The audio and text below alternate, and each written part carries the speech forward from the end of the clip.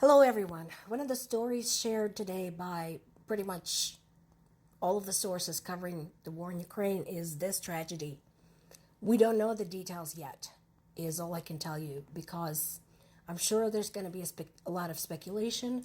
I'm sure there's going to be a lot of misinformation, particularly coming out of Russia.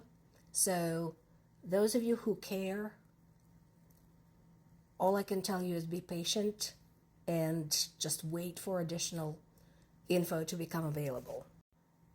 Here's what we know. The F-16 fighter jet went down on Monday during a major Russian attack. That was the one where they sent like 100 things at Ukraine. And I told you yesterday that Ukrainians were using the F-16s to shoot down the missiles. Okay? So 4 of the Russian missiles were in fact shot down by the F-16s. This was the first crash of its kind reported and the first that resulted in the loss of an F-16. We know that at least 6 have been delivered. We know that the pilot, unfortunately, did not survive. He saved a lot of lives with what he did, but he didn't make it. What we do know, obviously, this is an item of importance both to Ukraine and to the United States. So it is important to figure out what exactly happened. And so experts were invited to start sorting this out. The experts are working in tandem with the Ukrainian investigation team to conduct the detailed analysis and determine why it went down. Was it shut down? Was there a mechanical malfunction of some sort? Was it pilot error? We don't know yet. So, like I said, sit tight, be patient, and if anybody wants to gloat about this, don't. Just don't. It's just not going to look good on you as a human being. Putin is traveling to Mongolia. Questions were asked about, should he be doing that? Since, technically speaking, Mongolia is one of the countries that recognizes the authority of the International Criminal Court. And if you recall, almost a year ago, the ICC had issued a warrant on Putin's arrest. Unfortunately, the problem is that there's no way to enforce this. Literally. So we have Mongolia, right?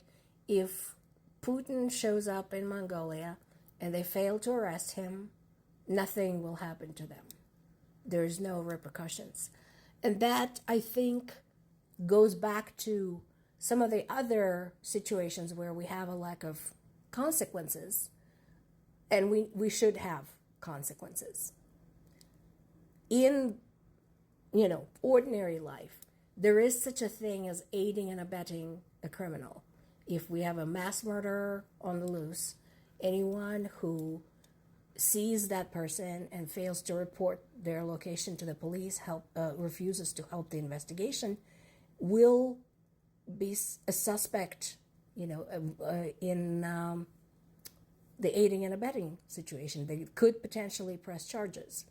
At the international level, unfortunately, there is nothing for countries and international criminals that is similar. So it's impossible to go and accuse Mongolia of conspiring with the enemy nation and charge them with aiding and abetting Putin. So, yeah, nothing's going to happen, most likely, which is, unfortunate.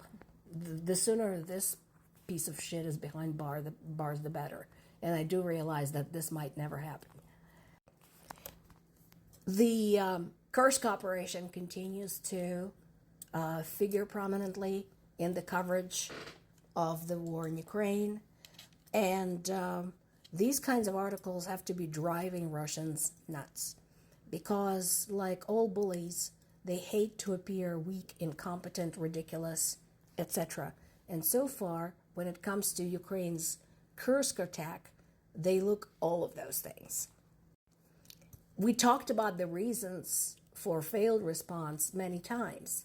You know, there was this big brouhaha about the F16s, a lot of fighting in the eastern portion of Ukraine, where they've thrown everything at that region. And as the result, 30,000 well-trained, well-equipped Ukrainian troops walked right into the Kursk region without any problems. And they continue moving on at this point. There's barely been any fighting at all. One of the problems, again, is the fact that Russia has to keep conscripting new soldiers. And of course, the newer they are, the less experience they have, the less competent they are at waging any kind of military action. On the other hand, Ukrainians have been battling Russian militants for 10 and a half years now. So they know what they're doing. And so these kids, these 18, 19, 20-year-old kids, are just thrown in there like so much cannon fodder, and they literally don't know what to do. So much so that one of Russia's lame so-called resistance parties, the Apple Party, Yabloko, reached out to Putin and the Russian government, asking them not to send kids that young to war. It's not going to result in anything. You know, maybe they feel better now that they made their wishes known, but that's not going to change a damn thing. And they're not going to do anything more decisive to actually end this war. And I said this many times. Remember in the past when we talked about Russia tricking, for example, Indian men or African men or South American men into signing up and then shipping them off to fight in Ukraine. Or when Russians pulled in their own non-Russian nationals.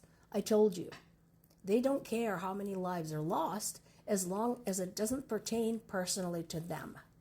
Now that they ran out of foreign nationals and non-Russians, they're starting to get bothered because now that the sacred Russian blood is getting spilled, now they care. Meanwhile, of course, the attacks are not stopping. No surprise there. We had 2 more missiles down, 60 drones down. There was another overnight attack. And again, this scum is just unbelievable. They've basically made it a habit to attack at night. And so people are getting no rest, no respite, nothing. This latest attack was targeted at Ukraine's energy infrastructure. No surprise there. And this is what I was talking about. Look at the numbers.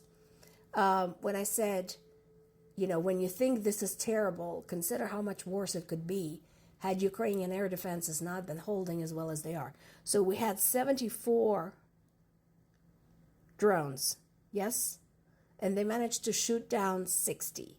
They said they lost track of 14 more.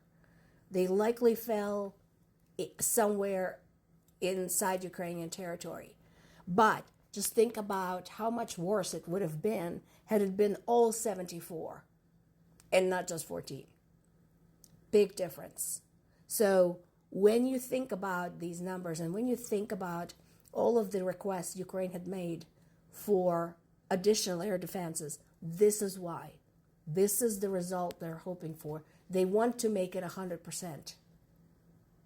And right now, that is not possible. They need support.